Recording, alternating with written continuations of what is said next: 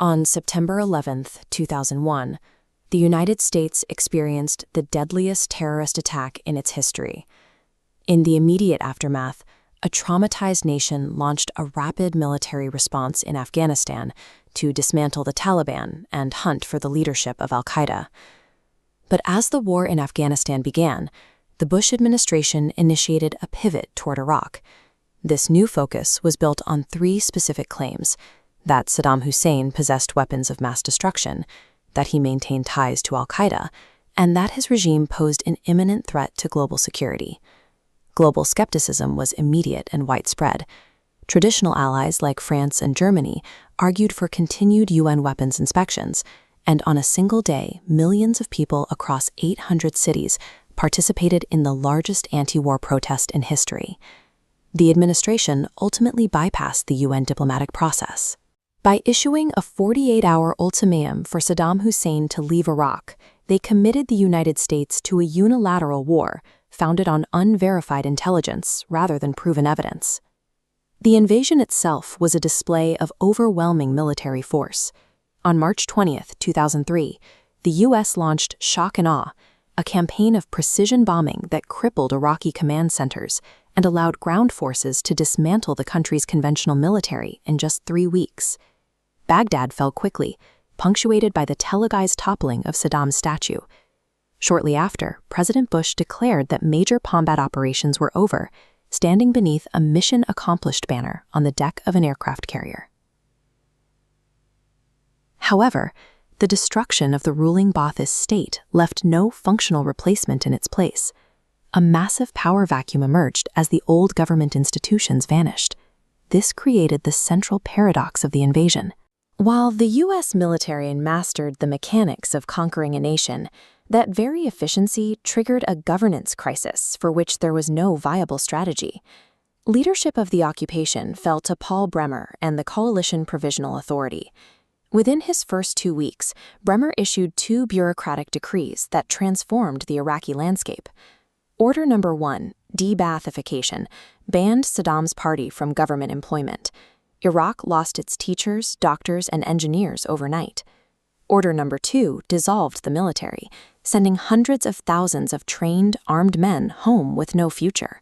The response was a rapid escalation in violence.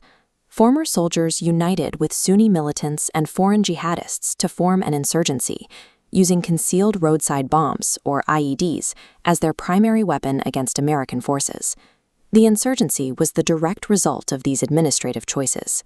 By dismantling the civil service and firing the military, the occupation created an armed, unemployed population with a clear incentive to resist.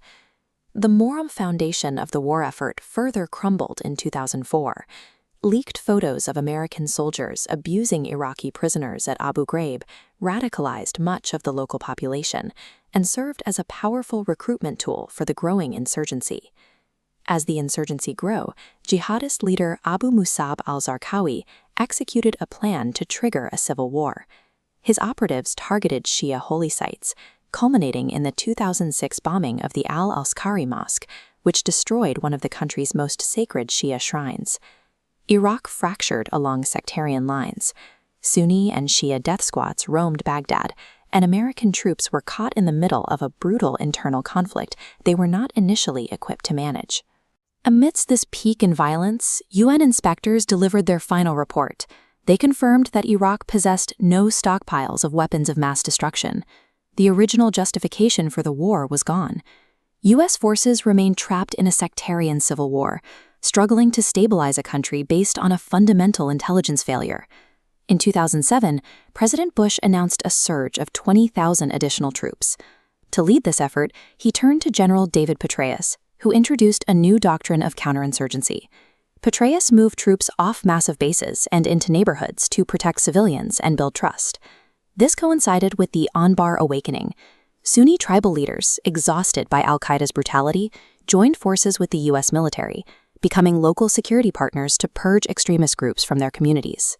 This shift, prioritizing civilian protection over territorial raids, caused violence to plummet across the country and eventually created the stability required for withdrawal.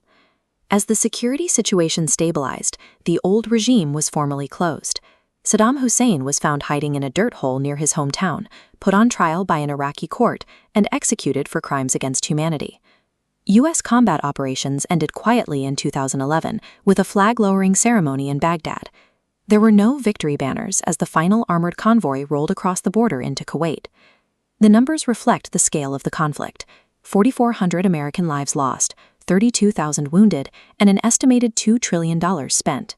For Iraq, the civilian death toll is estimated at nearly 100,000. A modern military can decapitate a government in 3 weeks, but intervening in a complex foreign landscape based on flawed intelligence carries a generational cost. It fractures public trust and leaves behind an instability that reshapes the global order for decades.